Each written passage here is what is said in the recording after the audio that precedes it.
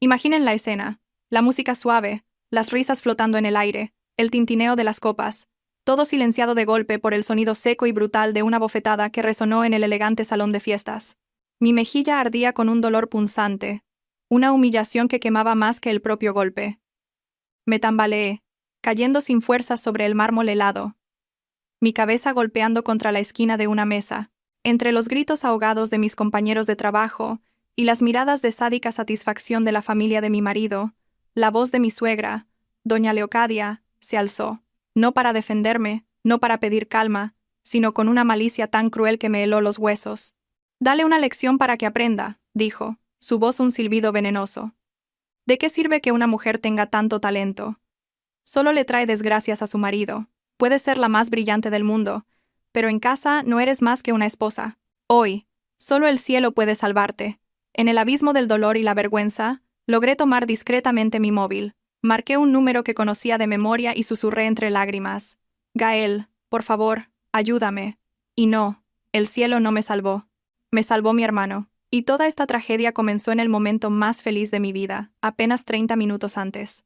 Aquella noche, en el lujoso ambiente del restaurante El Balcón de Cibeles, en pleno corazón de Madrid, yo me sentía la mujer más afortunada del mundo. Yo, Elena Vargas, enfundada en un vestido de seda verde esmeralda que mi marido, Damián, había elegido especialmente para mí, era el centro de todos los brindis y felicitaciones. La fiesta era en mi honor.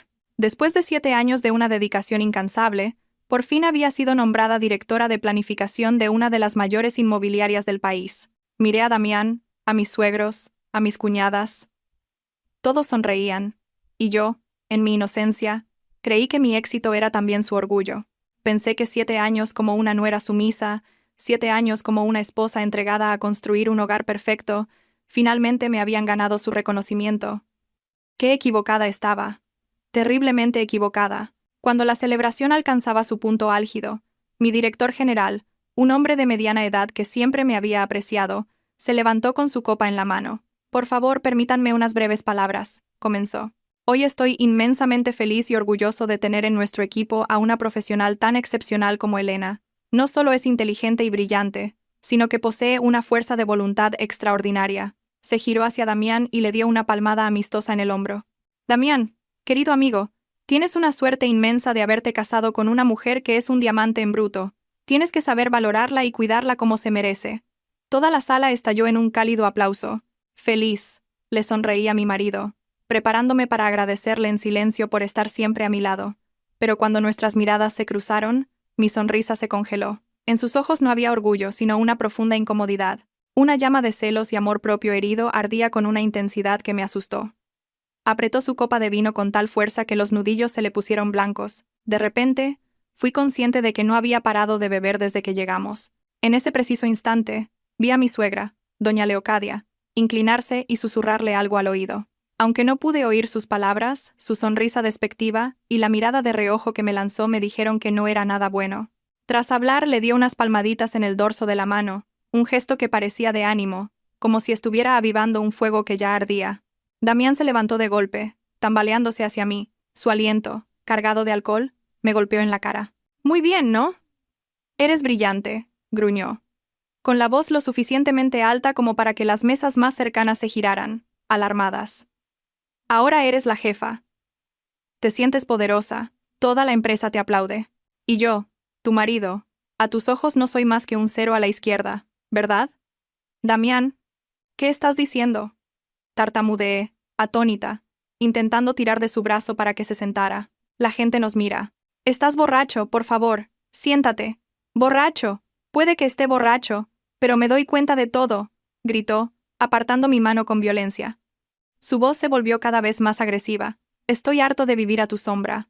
Donde quiera que voy oigo a la gente decir que tu mujer es mejor que tu mujer gana más dinero que tú. ¿Sabes lo humillante que es eso? ¿Lo sabes?» El restaurante quedó en un silencio sepulcral.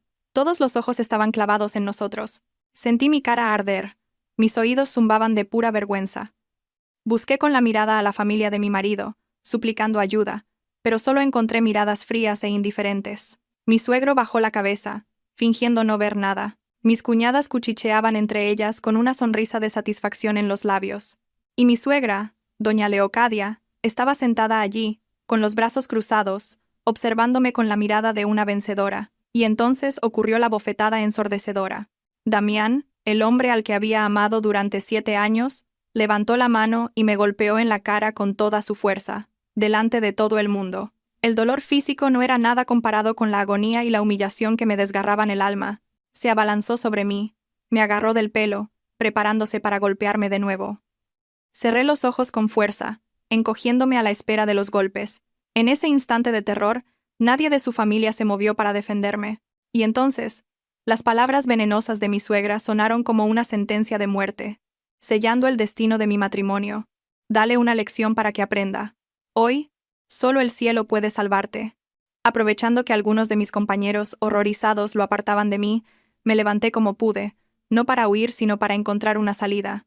Me dirigí tropezando hacia el baño, fingiendo que necesitaba recomponerme. Nadie me prestó atención. Estaban demasiado ocupados rodeando a Damián, el agresor.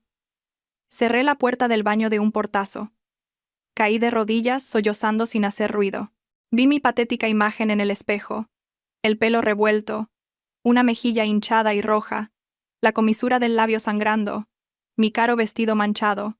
7 años de sacrificio, 7 años de aguantar desprecios. ¿Para qué? Para una paliza y una humillación pública. Se acabó. Ya era más que suficiente.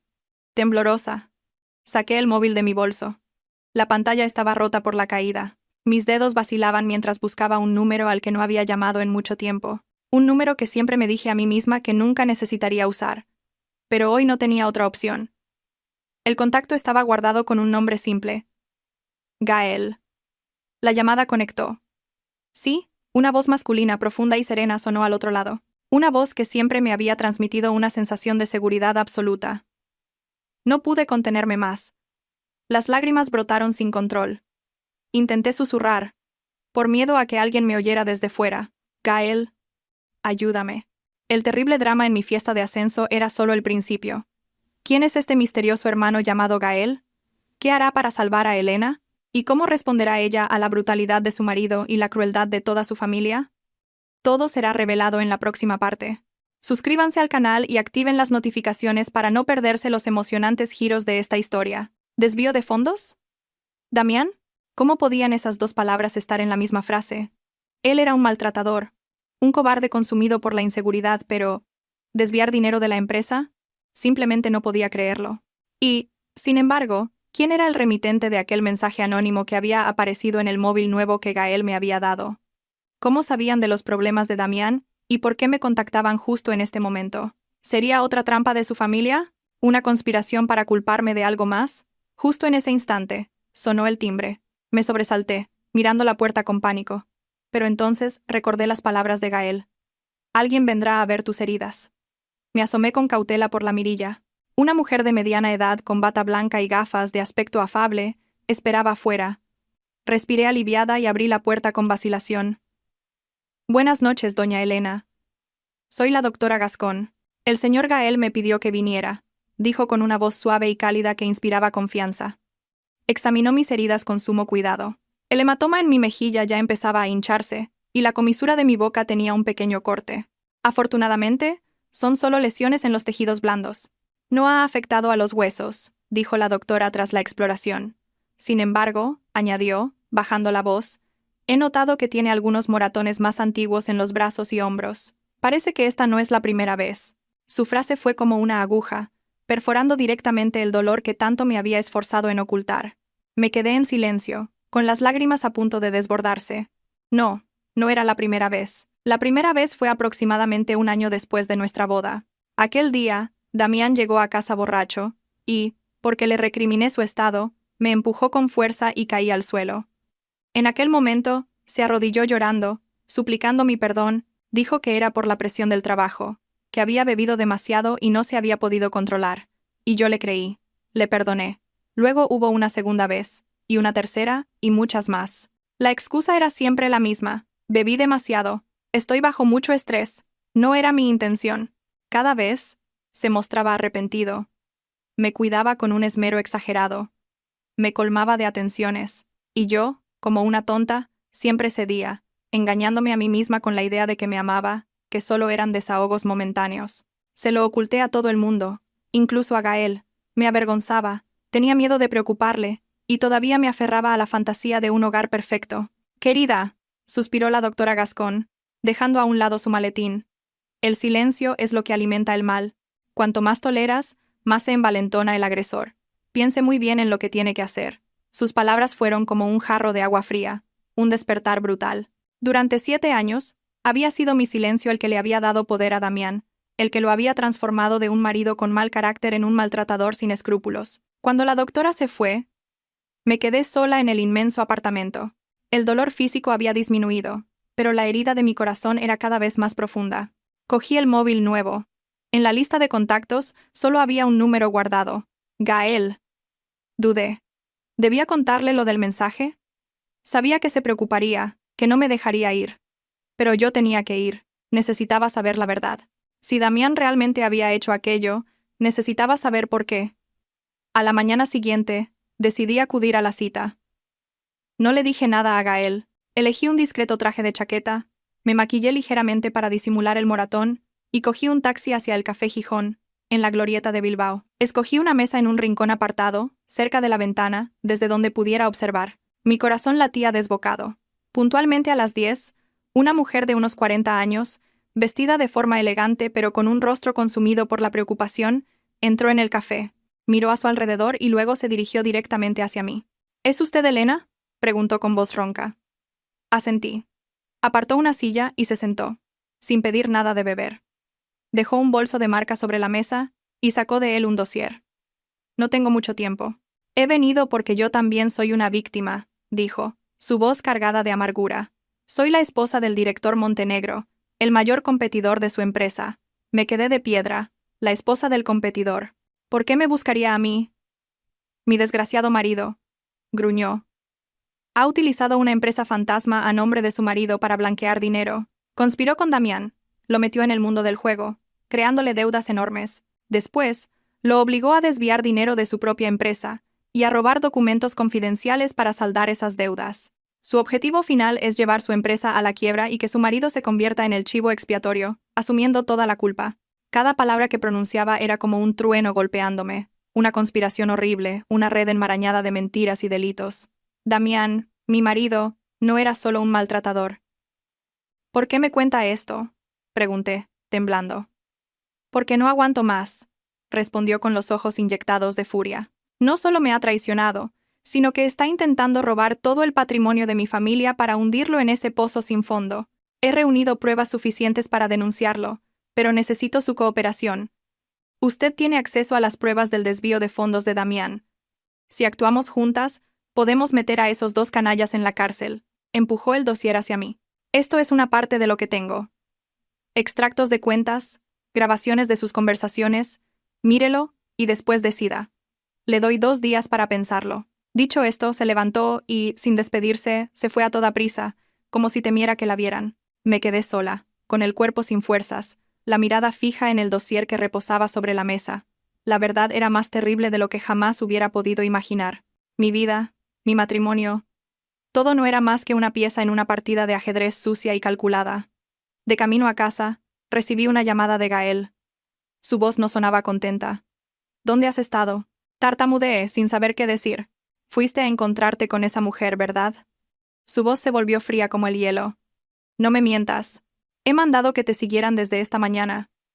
Elena, te dije que te quedaras en casa. ¿Sabes que lo que has hecho es peligroso? Guardé silencio. Sabía que solo estaba preocupado por mí. Ven a casa ahora mismo, ordenó. Te estoy esperando. Cuando entré en el apartamento, Gael estaba de pie junto al ventanal, con los brazos cruzados. Su rostro estaba tenso, su preocupación era tan palpable que llenaba la habitación. Sabía que había cometido un error al actuar por mi cuenta. Lo siento. Siéntate, me interrumpió, señalando el sofá. Me senté obedientemente, sin atreverme a mirarle a los ojos. Se acercó y dejó sobre la mesa un termo con sopa caliente. Come primero, luego hablamos. Mientras comía en silencio, él se sentó frente a mí. Su silencio era más intimidante que cualquier reprimenda. Cuando terminé, finalmente habló. Su voz era más tranquila, pero aún muy seria. Elena, ¿sabes por qué me preocupo tanto por ti? Negué con la cabeza. Porque eres mi hermana. La única familia que me queda en este mundo. Me miró, y su mirada pareció atravesarme. ¿Te acuerdas? Hace más de 20 años, en una noche de tormenta, un conductor borracho se estrelló contra el orfanato donde vivíamos. Aquel accidente se llevó la vida de mis padres. Yo, un crío de 10 años, tuve que verlo todo. Creí que me ahogaría en el dolor y la soledad. Pero entonces apareciste tú. Una niña de 5 años, flacucha y frágil, pero con unos ojos increíblemente brillantes. Te acercaste, me cogiste de la mano y me dijiste, no llores más. A partir de ahora, yo seré tu familia. Mis lágrimas comenzaron a caer sin control. Los recuerdos del orfanato, de aquellos días difíciles pero llenos de un calor humano que nunca volví a sentir, regresaron de golpe. Gael, mi hermano mayor, 5 años más que yo, siempre estuvo ahí, protegiéndome, defendiéndome de los abusones. Me daba la mejor porción de comida, la manta más cálida. Me enseñó a leer, me enseñó a ser fuerte. El día que te adoptó una buena familia, me sentí feliz y preocupado a la vez. Continuó. Feliz porque tendrías una vida mejor. Preocupado porque temía que ya no hubiera nadie para protegerte. Me juré a mí mismo que, costara lo que costara, me convertiría en alguien fuerte, alguien poderoso, para que nadie pudiera volver a hacerle daño a mi hermana. Su voz se endureció. Luché en la vida. Hice cosas que probablemente nunca imaginarías. Todo por esa promesa. ¿De verdad? ¿Perteneces a la mafia? Pregunté temblando, recordando el aura de poder que aterrorizó a la familia de Damián en el restaurante. Gael sonrió levemente, una sonrisa teñida de tristeza. Mafia, negocios. La línea es muy fina, hermana. Yo solo hago lo que considero correcto. Protejo a quien necesito proteger. Tengo una empresa de seguridad y algunos otros negocios. Lo suficiente para tener voz en esta ciudad. Me miró de nuevo, y su mirada se volvió increíblemente tierna. Hace 7 años, cuando decidiste casarte con Damián, mandé que lo investigaran. Sabía que no era buena persona, que su familia era un nido de víboras calculadoras. Pero tú estabas tan feliz, tan enamorada. No tuve el valor de destruir tu sueño. Me equivoqué. Mi mayor error fue quedarme en silencio, pensando que si te protegía desde las sombras estarías a salvo, pero nunca imaginé que el verdadero demonio estaba durmiendo a tu lado. Apretó los puños, los nudillos blancos por la presión. Debería haber actuado antes. No debería haber permitido que pasaras por este infierno. Elena, perdóname. Negué con la cabeza, las lágrimas resbalando por mi rostro. No, la culpa no es tuya. Fui yo la estúpida, la que se negó a ver la verdad. Gael, ¿qué hago ahora? Estoy tan perdida. Gael me secó las lágrimas. Su mano, áspera por el trabajo, era extrañamente gentil. No te preocupes, estoy aquí. A partir de ahora, nadie volverá a hacerte daño. Miró el dossier que la mujer me había dado. Esta partida vamos a jugarla juntos. Y te lo prometo, a quien te hizo derramar una sola lágrima, le haré pagar con un río entero. Sus palabras no eran una promesa vacía. Yo sabía que una verdadera tormenta, una tormenta llamada Gael, estaba a punto de desatarse sobre la vida de Damián y de quienes lo manipulaban. Pero había algo que Gael no sabía. Que en el ojo de esa tormenta se escondía otro secreto. Un secreto relacionado con su propio pasado. Un secreto que mi enemigo guardaba como su último as en la manga. Después de la desastrosa fiesta de promoción, la familia de Damián pareció guardar un silencio sepulcral. Damián no llamó, no envió mensajes. Pensé que quizás estaban asustados por la aparición de Gael, pero fui demasiado ingenua. Su silencio era solo la calma que precede a un ataque mucho más venenoso. 2 días después, mientras estaba en el apartamento de Gael, una oleada de notificaciones comenzó a inundar mi nuevo móvil. Mi nombre, Elena Vargas. De repente se convirtió en tendencia en todas las redes sociales. Decenas de artículos con titulares sensacionalistas aparecieron de la nada. Directora de inmobiliaria adúltera cambia a su marido por un capo de la mafia. La verdad oculta tras la fiesta de promoción. Marido. Educa a esposa arrogante, con o sin razón. Elena Vargas. El retrato de una mujer ambiciosa que usa su dinero para humillar a la familia de su marido. Los artículos iban acompañados de fotos mías y de Gael, tomadas a escondidas. La foto de él poniéndome el abrigo al salir del restaurante. La foto de él llevándome al lujoso apartamento. La foto de nosotros dos sentados en el café.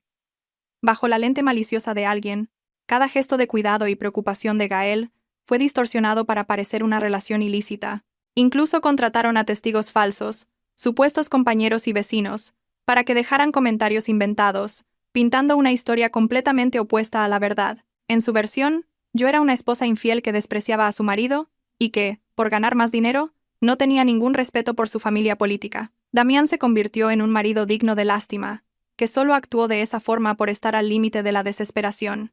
La tormenta mediática me golpeó de forma rápida e inesperada. Leí cada artículo, cada comentario malicioso, con las manos temblando de rabia. No solo querían humillarme a mí, querían arrastrar a Gael al fango conmigo, querían convertirme de víctima en culpable, usar la presión de la opinión pública para destruirme.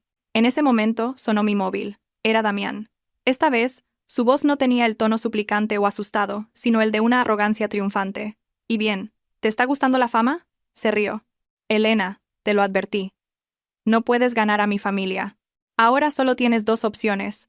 O vuelves a casa con el rabo entre las piernas, te arrodillas y le pides perdón a mi madre, y retiras la demanda de divorcio. O sigues ahí con tu amante y esperas a que toda la sociedad te escupa encima, y la empresa te despida. Elige. Eres un canalla despreciable. Sí sé. Despreciable. Comparado con lo que tú le has hecho a mi familia. Te doy un día para que lo pienses. No me obligues a usar medidas más drásticas», dijo, y colgó sin darme tiempo a responder. Lancé el móvil al sofá, sintiéndome completamente impotente. Había subestimado su bajeza.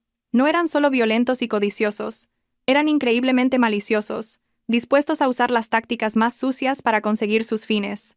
Gael, que hasta entonces había permanecido en silencio a mi lado, cogió el móvil y hojeó los artículos. Su rostro estaba helado, sin expresión, pero yo sabía que bajo esa calma se estaba formando un tsunami de furia. «Han cruzado la línea», dijo, su voz profunda y peligrosa. «Iba a dejar que tú resolvieras esto, que la ley hablara. Pero parece que hay basura que no se puede limpiar con métodos convencionales». Cogió su propio móvil y marcó un número. «Ciro. Investígame todas las cuentas que han publicado y comentado difamando a Elena. Encuentra las direcciones IP. Descubre quién está detrás de esto. Te doy media hora», ordenó, su voz cargada de una autoridad incuestionable. «Ah, y una cosa más. Prepara el coche. Esta noche tenemos trabajo». Colgó y se giró hacia mí. Puso una mano en mi hombro, su mirada a la vez tierna y firme. «No te preocupes y no leas más esa basura. Déjamelo todo a mí. Esta noche te llevaré a ver una obra de teatro muy interesante. Se llama Arrepentimiento tardío». No sabía qué planeaba hacer, pero al mirarle a los ojos, supe que aquella noche, Damián y toda su familia no iban a dormir tranquilos. Y quizás, ese era el momento en que debía entender que, a veces, para combatir el mal, no se puede confiar únicamente en la bondad. Pasé la tarde entera sumida en una ansiedad indescriptible. Gael no me dijo qué planeaba hacer. Solo me pidió que descansara y me preparara mentalmente. El lujoso ático, que hasta ahora había sido mi refugio, se tornó de repente sofocante. Caminaba de un lado a otro, mirando por el enorme ventanal la ciudad que empezaba a encender sus luces. Temía que Gael hiciera algo demasiado radical, pero al mismo tiempo sentía una punzada de expectación. Ansiaba ver las caras de pánico de Damián, de doña Leocadia, de esa gente que me había pisoteado sin piedad. Puntualmente a las 8 de la tarde, Gael regresó. Se había cambiado de ropa, seguía llevando una camisa negra, pero con un aire más informal. No venía solo. Detrás de él estaba Ciro, su fiel asistente, con un ordenador portátil en la mano. «Vamos, hermana», dijo Gael, con la voz tan serena como si me estuviera invitando a dar un paseo. «¿A dónde vamos?» «Al teatro. A ver una obra». Me guiñó un ojo, un gesto cargado de subentendidos. El Mercedes negro nos deslizó una vez más a través de la noche madrileña, pero esta vez el destino no era un lugar seguro, sino la mismísima boca del lobo. El coche se detuvo en un callejón estrecho, a unas decenas de metros de la casa que un día llamé hogar. Desde allí, podía ver la luz que se filtraba por la ventana del salón. Probablemente toda la familia estaba reunida, regodeándose de la victoria mediática que acababan de orquestar. «Quédate aquí en el coche, estarás segura. Podrás verlo todo a través de esta pantalla». Gael me entregó una tablet. La pantalla mostraba imágenes en directo de una microcámara camuflada como un botón en su camisa. «No quiero que tengas que enfrentarte a ellos ahora». Dicho esto, él y Ciro salieron del coche y caminaron en silencio hacia la casa. Me quedé en el coche con el corazón desbocado, los ojos pegados a la pantalla. Vi cómo Gael no llamaba al timbre, sino que usaba una herramienta profesional para abrir la cerradura con una suavidad y rapidez pasmosas. Entraron en la casa como dos sombras. A través de la cámara vi a toda la familia de Damián sentada en el salón. Damián, doña Leocadia y las cuñadas. Todos miraban sus móviles, leyendo los artículos difamatorios sobre mí y riéndose a carcajadas. ¿Lo ves? Ya te lo decía yo, sonó la voz estridente de doña Leocadia. Un par de artículos y la dejamos por los suelos. Quiero ver si se atreve a ser tan arrogante otra vez, esa mujercita estúpida. Ya la he llamado mamá, dijo Damián, triunfante. Le he dado un día para que lo piense. Como mañana no se arrastre hasta aquí pidiendo perdón de rodillas, se va a enterar. En ese exacto momento, Gael y Ciro emergieron de la oscuridad. No hace falta que esperes a mañana. La voz profunda y fría de Gael retumbó en el ruidoso salón. Toda la familia se giró, sobresaltada. Al ver a Gael, las sonrisas se congelaron en sus rostros. El aire de victoria se desvaneció, reemplazado por un miedo indisimulable. «Tú, ¿cómo has entrado aquí?», balbuceó Damián, pálido como el papel. Gael no respondió. Simplemente se sentó con calma en el sofá frente a ellos, cruzando las piernas. Ciro se quedó de pie detrás de él, dejando el portátil sobre la mesa. La mirada de Gael barrió a cada miembro de la familia, una mirada gélida que les provocó escalofríos. «He oído que os gusta mucho jugar con los medios, ¿no es así?», comenzó Gael, su voz tranquila pero pesada. «Os gusta contratar gente para que escriba artículos. Os gusta inventar historias, manchar el honor de los demás. ¿De qué hablas?». «No entiendo nada», intentó doña Leocadia mantener la compostura, pero su voz temblaba. «¿No entiendes?». Gael sonrió con desdén e hizo una seña a Ciro. Ciro abrió el portátil. La pantalla se iluminó, mostrando una serie de datos personales, fotografías e incluso conversaciones privadas. Leocadia Cifuentes, 62 años, adicta al bingo, actualmente debe 5.000 euros a la vecina del tercero. Damián Cifuentes, 35 años, ha perdido más de 80.000 euros en apuestas online en los últimos 6 meses. Le busca un grupo de prestamistas. Clara. Beatriz. Gael leyó en voz alta información sobre cada uno de ellos, desde los secretos más pequeños hasta las historias más oscuras que intentaban ocultar. Cuanto más oían, más pálidos se ponían. Toda esta información, Gael señaló la pantalla. Con un solo clic mío, mañana estará en toda la red. Con todas las pruebas. Vamos a ver entonces quién queda por los suelos. Tú, no te atreverás, gruñó Damián, intentando recuperar una pizca de dignidad. ¿Que no me atreveré? Gael se levantó de un salto y caminó hasta él. No alzó la voz, solo se inclinó hacia su oído. Su voz un susurro que la cámara captó a la perfección. Tú te atreviste a golpear a mi hermana. Te atreviste a hacerla llorar. ¿Sabes? Nadie que lo haya hecho ha conseguido volver a dormir en paz. Se apartó, sacó un fajo de fotografías del bolsillo y las arrojó sobre la mesa. Eran fotos de hombres de aspecto poco amigable. El grupo de prestamistas al que le debes dinero son mis subordinados. ¿Qué crees que pasará si les digo que mañana vengan a haceros una visita de cortesía a toda la familia? Damián tembló incontrolablemente y se desplomó de rodillas en el suelo. Sabía que se había metido con la persona equivocada. Toda la familia guardó un silencio absoluto. Nadie se atrevió a decir una palabra. La obra había terminado. Gael no había necesitado ni un solo golpe. Solo con información e intimidación psicológica había aplastado por completo su arrogancia. «Borrad todos esos artículos inmediatamente», ordenó, «y preparaos para ir a juicio. Mi hermana quiere jugar según las reglas, y yo voy a respetarlo. Pero no volváis a poner a prueba mi paciencia. Jamás». Dicho esto, se dio la vuelta y, junto a Ciro, salió tan tranquilamente como había entrado, dejando atrás a una familia sumida en el miedo y la desesperación absolutos. Yo, en el coche, lo había visto todo a través de la pantalla, con el corazón todavía latiendo a 1000 por hora. La demostración de fuerza de Gael había sido demasiado eficaz, demasiado implacable, pero también me llenó de una inmensa satisfacción. Cuando Gael regresó al coche, su rostro ya había recuperado su calma habitual. Encendió el motor. «Ya está. A partir de ahora, no se atreverán a hacer nada más. El resto queda en tus manos y en las de la abogada». En el camino de vuelta, el silencio se instaló entre nosotros. Sabía que, por mi culpa, Gael había hecho cosas que rozaban los límites de la ley. Me sentía conmovida y un poco preocupada. «Gael, yo...» «No hace falta que digas nada», interrumpió. «Mi trabajo es protegerte. El tuyo es ser fuerte. Y luchar por lo que es tuyo. ¿Entendido?». Asentí, una emoción indescriptible llenándome el pecho. A la mañana siguiente, tal como Gael había dicho, todos los artículos difamatorios sobre mí en las redes sociales desaparecieron sin dejar rastro. Las llamadas de Damián también cesaron. Su familia parecía haberse evaporado de mi vida. La calma regresó, pero era solo la calma antes de una batalla aún mayor. La batalla legal. Empecé a trabajar con una abogada que Gael me recomendó, una mujer brillante y perspicaz llamada doctora Osorio, para preparar la demanda de divorcio y la división de bienes. La doctora Osorio analizó todas las pruebas que tenía, los informes médicos de mis lesiones, las grabaciones y mensajes, y el dossier sobre la conspiración de blanqueo de dinero de Montenegro y Damián. Elena, me dijo la doctora Osorio después de un estudio exhaustivo, tenemos un caso muy sólido.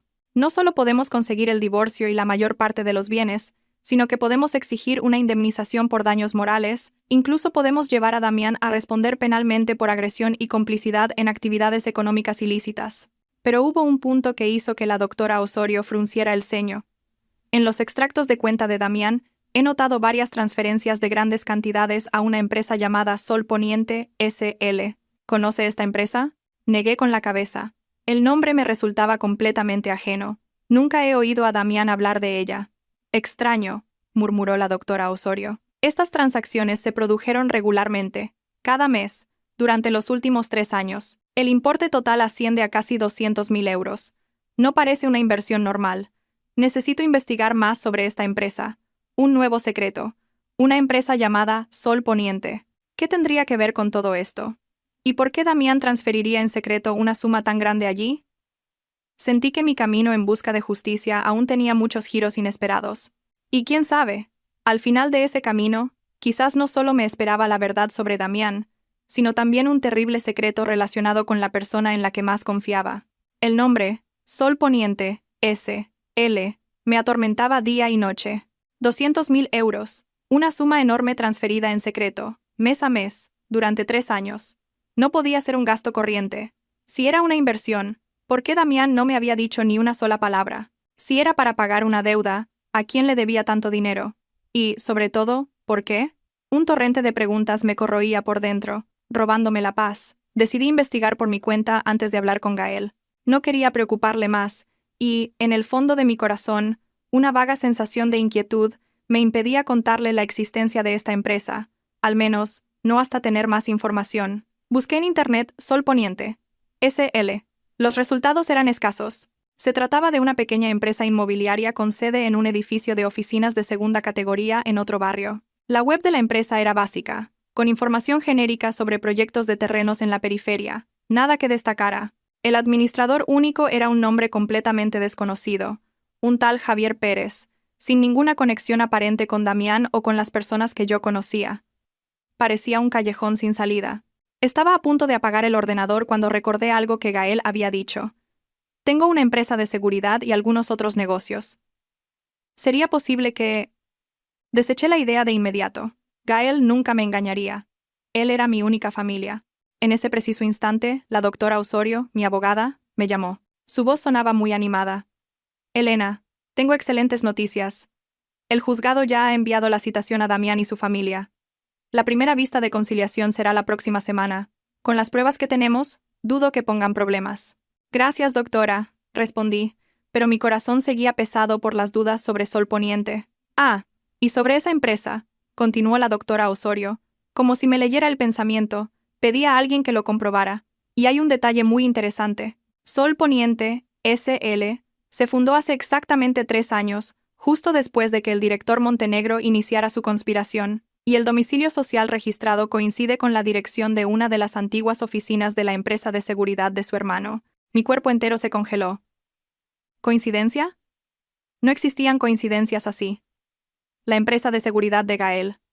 Mi corazón empezó a latir descontroladamente. Una teoría descabellada pero aterradoramente lógica comenzó a formarse en mi cabeza.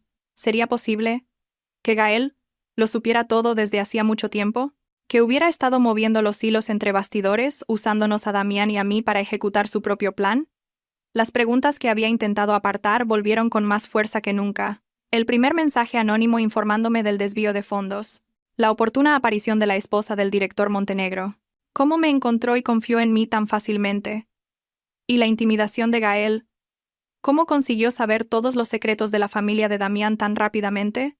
Todo parecía demasiado perfecto, como si hubiera sido escenificado. No podía dudar de Gael. Él me había salvado. Pero las pruebas que tenía delante no mentían. Mi cabeza daba vueltas. Ya no sabía en quién creer. Estaba en medio de una partida de ajedrez donde todos parecían tener sus propios secretos. Aquella noche, Gael regresó con un ramo de lirios blancos, mis flores favoritas. Me vio sentada en el sofá, absorta en mis pensamientos, y preguntó preocupado: «¿Qué ocurre? ¿Te encuentras mal?». Levanté la cabeza para mirarle, forzando una sonrisa. «No es nada. Solo estoy pensando en mis cosas». «No pienses demasiado», dijo, colocando las flores en un jarrón. «Ya casi ha terminado todo. La semana que viene en el juzgado, solo tienes que mantenerte fuerte». Su voz era, como siempre, cálida y confiable, pero por alguna razón, sentí una distancia invisible entre nosotros. Le miré a los ojos, intentando encontrar una respuesta, pero sus ojos profundos eran como un pozo sin fondo.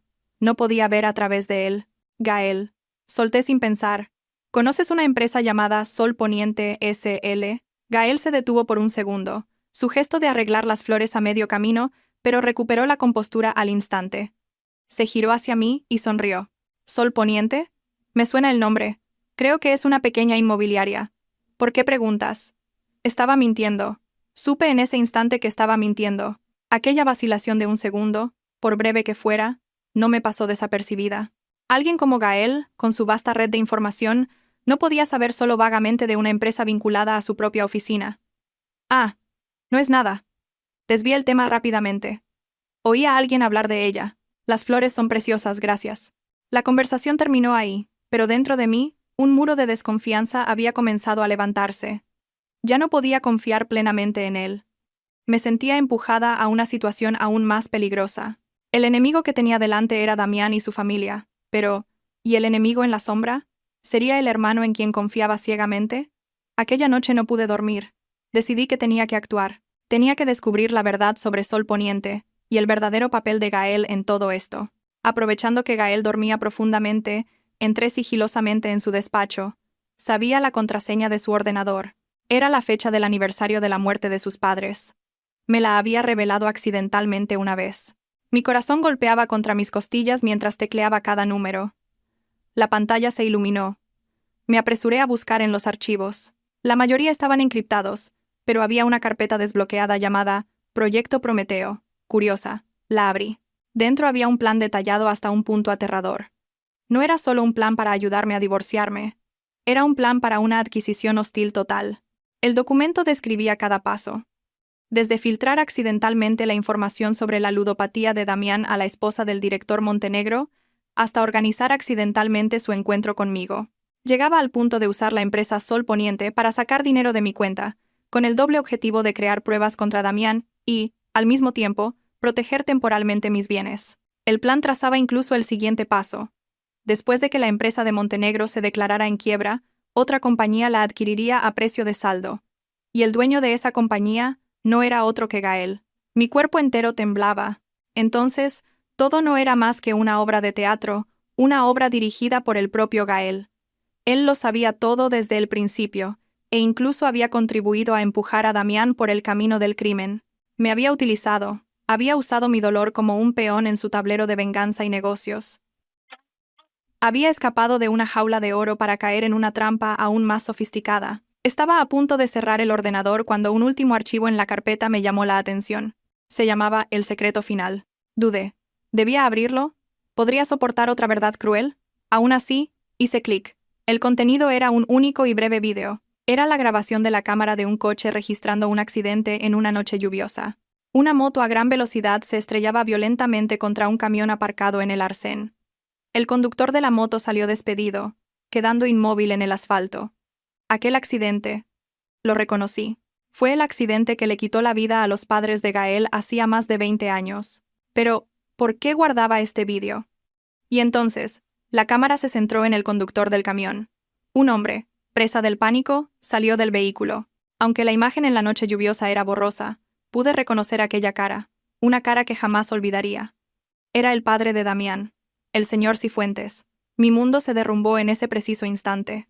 El padre de Damián, el hombre que siempre había parecido tan digno y amable, al que había llamado respetuosamente suegro durante 7 años, era el responsable de la tragedia que había atormentado a Gael toda su vida. El vídeo se repetía en mi mente.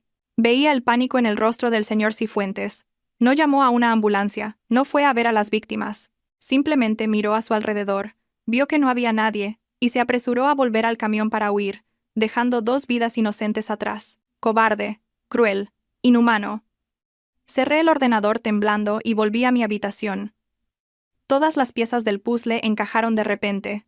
El proyecto Prometeo, su venganza, su objetivo final era toda la familia Cifuentes. Sentí compasión por él, rabia, y sobre todo, miedo. Estaba atrapada en medio de una guerra. No podía quedarme de brazos cruzados. Tenía que descubrir más sobre el accidente. Recordé que en el vídeo, el camión del señor Cifuentes tenía el logotipo de una empresa, Logística Ibérica. Llamé a un antiguo amigo del sector y le pedí ayuda. La empresa había quebrado hacía años, pero mi amigo consiguió el número del antiguo jefe de tráfico, un hombre llamado señor Robles. Me armé de valor y llamé. Al principio, se mostró reacio. Pero cuando mencioné el accidente, el nombre del señor Cifuentes y el de Gael, su voz cambió. Señorita, ¿quién es usted? ¿Cómo sabe de esas cosas? Mi nombre es Elena. Estoy directamente involucrada. Por favor, cuénteme la verdad. Mi voz se quebró. Quizás mi sinceridad lo conmovió. Suspiró. De acuerdo. Si de verdad quiere saber, venga a verme. Pero no venga sola. Venga con el joven Gael. Hay cosas que solo puedo contar en presencia de los dos. La propuesta del señor Robles me dejó el corazón en un puño. Había encontrado a un testigo crucial, pero ahora tenía que enfrentarme a Gael, obligarle a revivir la peor tragedia de su vida. Sabía que ese encuentro sería un punto de inflexión. Podría reparar nuestra frágil relación o destruirla para siempre. Aquella noche, cuando Gael regresó, parecía satisfecho. Probablemente la negociación con Montenegro había ido bien. Me vio esperándole, con una expresión seria, y su sonrisa se desvaneció. ¿Qué pasa? ¿Por qué me esperas así? Gael, he encontrado a un testigo del accidente de tus padres, dije, con la voz temblorosa. ¿Quiere reunirse con nosotros? ¿Con los dos? Gael se quedó inmóvil. La satisfacción desapareció de su rostro, reemplazada por una expresión increíblemente compleja. Me miró, con una mirada profunda e insondable. Supe que se había dado cuenta de que yo sabía mucho más de lo que él pensaba. El muro que se había esforzado en construir a mi alrededor se estaba desmoronando. ¿Dónde está?, preguntó con voz ronca. El encuentro fue en una pequeña cafetería de barrio, en las afueras, cerca de donde vivía el señor Robles. El local era antiguo y apenas concurrido. Nos sentamos en una mesa al fondo. La atmósfera era tan tensa que se podía cortar con un cuchillo. El señor Robles, un hombre de más de 70 años, con el pelo blanco y el rostro surcado por las arrugas del tiempo, nos sirvió un té y, con la voz temblorosa, comenzó su relato. Aquel año yo era el jefe de tráfico. Cifuentes, el padre de su exmarido, era un conductor novato. Era un buen chaval, trabajador, en fin. Aquella noche le tocó hacer una entrega urgente. Llovía a cántaros. La carretera estaba fatal. Le dije que tuviera cuidado. El señor Robles hizo una pausa, bebió un sorbo de té, sus ojos perdidos en el recuerdo, pero hay algo que nadie supo. Antes de que el camión saliera, alguien manipuló los frenos. Yo lo vi de casualidad. Una sombra moviéndose a hurtadillas en el garaje. Estaba oscuro, solo vi una figura alta y delgada, con una gabardina, que se tapaba la cara. Pensé en avisar, pero con el jaleo del trabajo, se me olvidó. ¿Los frenos fueron sabotados?, gruñó Gael, con los puños cerrados sobre la mesa. ¿Entonces el accidente no fue porque el señor Cifuentes perdiera el control? No del todo, negó el señor Robles con la cabeza. Cifuentes cometió el error de huir. Eso es imperdonable. Pero el verdadero cerebro fue otro. El que saboteó los frenos, el que provocó el accidente a propósito. ¿Quién fue? ¿Sabe quién fue?, pregunté, ansiosa. El señor Robles nos miró a ambos. Suspiró, un suspiro que parecía cargar con el peso de 20 años de silencio. Solo lo supe más tarde. Cuando todo se calmó, me buscó, me dio mucho dinero y me amenazó para que me callara. Dijo que si abría la boca, mi familia no volvería a tener paz. Temblando, sacó una fotografía antigua y amarillenta de su cartera. Aquí está. Es él. He guardado esto durante todos estos años. Gael cogió la foto con las manos temblorosas. Me incliné para ver. En la imagen aparecía un joven bien vestido, de pie junto a un coche de lujo. Aquel rostro me resultaba familiar. Montenegro. El director Montenegro. Susurré, horrorizada. Exacto. Él mismo, asintió el señor Robles. Más tarde me enteré de que él y la familia del joven Gael tenían alguna vieja rencilla. Montó la trampa, provocó el accidente para hacerles daño y luego le echó toda la culpa a Cifuentes. Cifuentes no fue más que un peón, un chivo expiatorio estúpido. Nos quedamos en shock. La verdad era aún más terrible de lo que podíamos imaginar. El director Montenegro no era solo el cerebro de una trama de fraude. Era el asesino de la familia de Gael. El verdadero demonio detrás de todas las tragedias. La venganza de Gael había estado dirigida al objetivo equivocado. Al salir de la cafetería, tanto Gael como yo estábamos sumidos en un silencio abrumador. La verdad que acababa de ser revelada era demasiado cruel. Le daba la vuelta a todo lo que creíamos saber. Gael condujo sin rumbo, con la mirada fija en la carretera. «Me equivoqué», dijo finalmente, con la voz rota. «Dejé que el odio me cegara. Casi destruyo a un inocente. Aunque él también sea culpable». Golpeó el volante con fuerza. «Montenegro. No puedo creer que fuera él. Va a pagar. No le dejaré vivir en paz ni un solo día más». «¿Qué vas a hacer?», pregunté, preocupada. «Tu plan de adquisición. Eso ya no importa», me interrumpió, sus ojos brillando con una frialdad cortante. «La adquisición de la empresa es un castigo demasiado blando para él. Un asesino tiene de pagar con la vida. Voy a usar mis métodos para encargarme de él». Me estremecí. Sabía lo que significaban sus métodos. La ley de la calle. Sangre por sangre. «No, Gael, no puedes», intenté detenerle.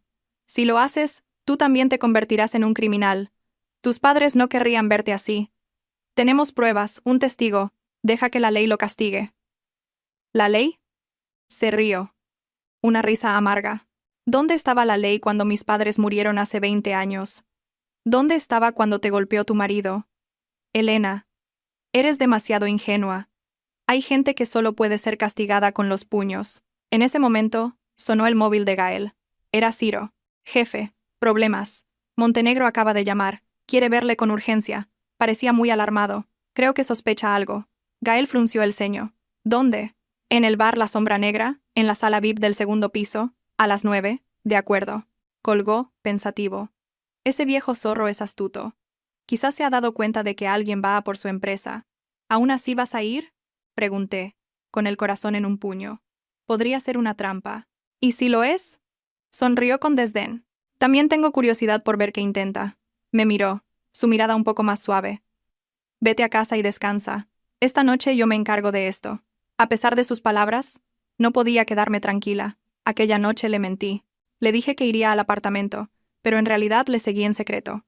Cogí un taxi, manteniendo una distancia prudencial. Vi su coche entrar en el aparcamiento de La Sombra Negra, un conocido y problemático local nocturno. Me escondí en un rincón oscuro al otro lado de la calle, mirando ansiosamente la ventana de la sala VIP del segundo piso. El tiempo pasaba lentamente. Cada minuto parecía una eternidad. Una hora después, oí de repente el sonido de una discusión, el ruido de cristales rotos, y luego, un disparo ensordecedor rasgó la noche. Me quedé paralizada, temblando de la cabeza a los pies. ¿El disparo? Gael.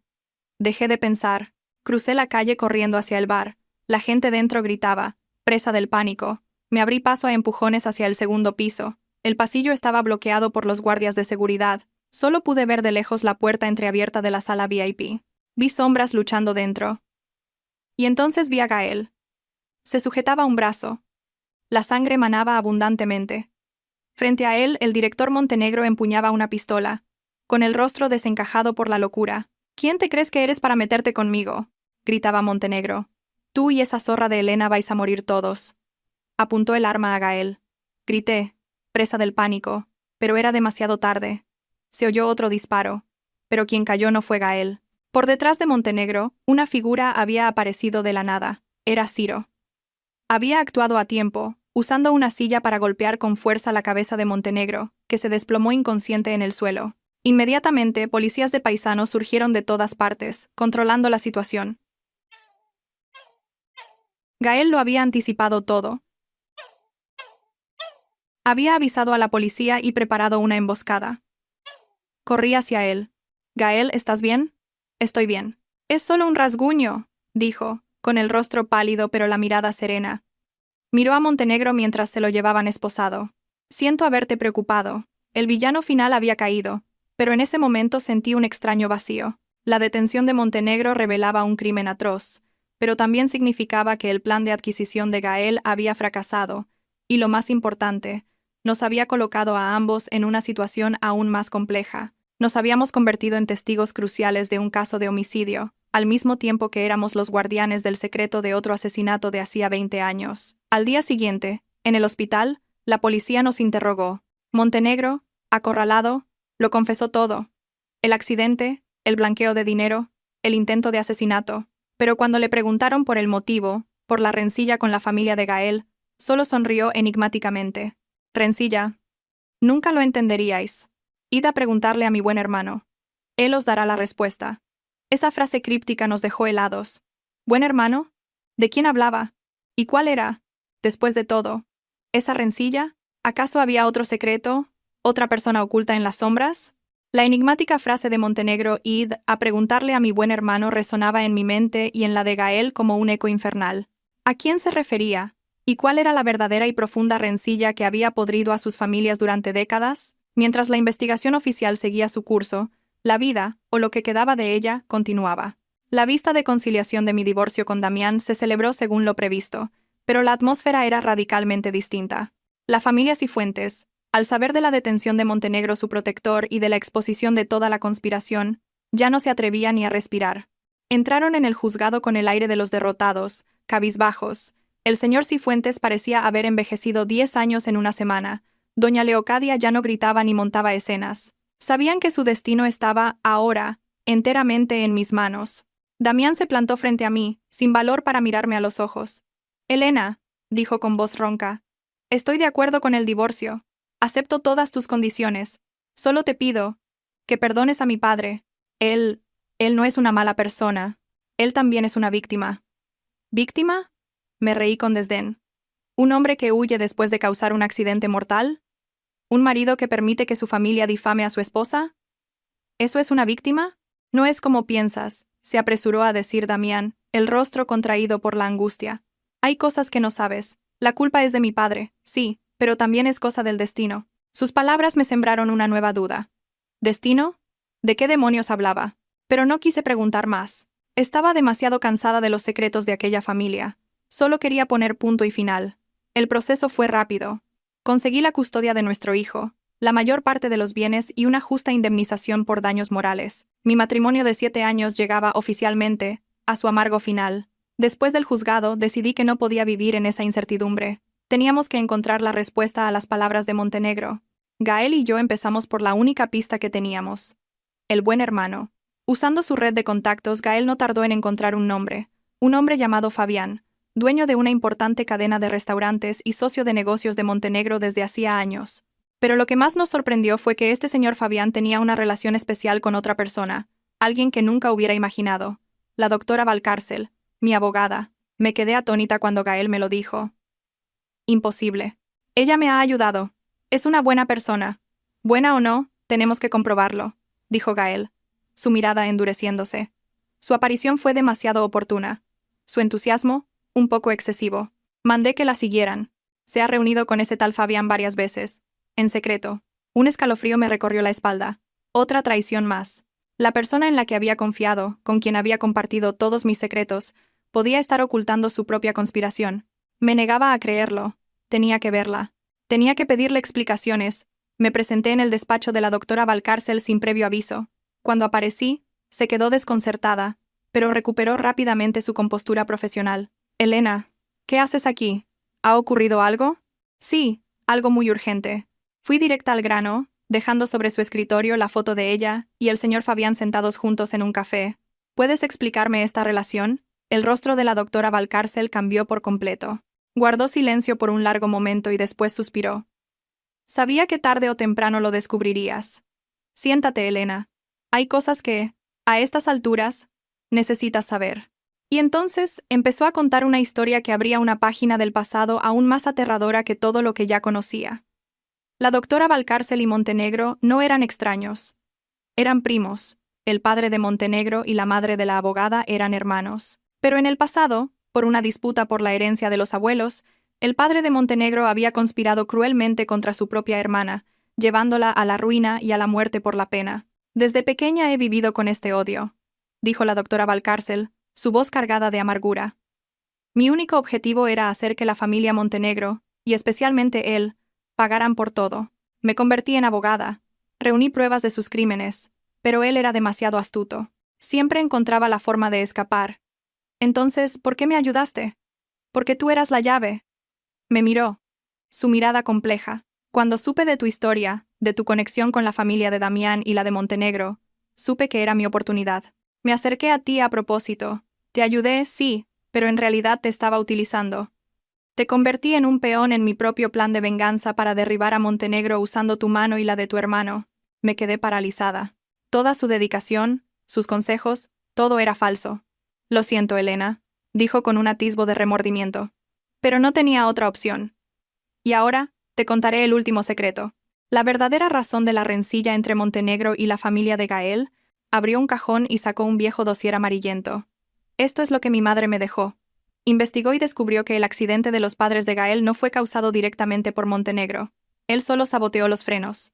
El verdadero cerebro, el que le dio la orden a Montenegro, ese es el auténtico demonio. Abrió el dossier. Dentro había un retrato en blanco y negro de un hombre. Aquella cara la había visto en el viejo álbum de fotos de la familia de Gael. ¿Quién es?, pregunté temblando. Es el padre de Montenegro, dijo la abogada. Y también era el hermano jurado en quien el padre de Gael confiaba ciegamente. Pero lo más terrible no es esa traición. Pasó a otra página. Una antigua partida de nacimiento. La madre de Montenegro y la madre de Gael eran hermanas. Sentí que me faltaba el aire. ¿Hermanas? Entonces, ¿Gael y Montenegro eran primos? Exactamente, asintió la doctora Valcárcel. La rencilla comenzó en la generación anterior.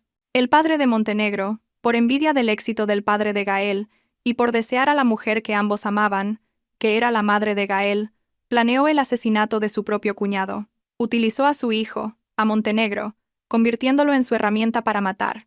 Una tragedia familiar, un ciclo vicioso de odio y engaño que se extendía por generaciones. Justo en ese momento, como si el destino quisiera añadir una última y cruel ironía, mi primo Mateo, que vivía en el extranjero, regresó de improviso a España. Traía consigo un antiguo diario familiar que su madre le había dejado. El diario reveló una tercera generación de tragedia. Nuestras abuelas, la mía y la de Gael, habían sido rivales por el amor del mismo hombre. Una historia de traición que terminó en suicidio. Nuestras familias eran enemigas mucho antes de que naciéramos, y en el diario estaba el último y más impactante secreto. Una marca de nacimiento, una pequeña mancha en forma de luna creciente, detrás de la oreja derecha, que era un rasgo distintivo de nuestro linaje. Una marca que mi madre adoptiva no tenía, pero que yo sí. Yo era la verdadera nieta biológica. Mi madre adoptiva había sido cambiada al nacer. Mi verdadera madre, la heredera legítima, había sido escondida en algún lugar. Y el cerebro detrás de todo, detrás del secuestro de mi madre, no era otro que el padre de Montenegro. Lo hizo para poder controlar la inmensa fortuna de nuestra familia. Todo encajó en un instante de claridad cegadora. Yo no era una pieza más en el tablero. No era un peón en el juego de nadie. Era el origen de todo, el premio, la razón por la que el odio había comenzado. La niña robada cuya herencia había desatado una guerra de sangre que había durado casi un siglo. Mi vida entera había sido una mentira construida sobre los cimientos de la codicia de otra persona.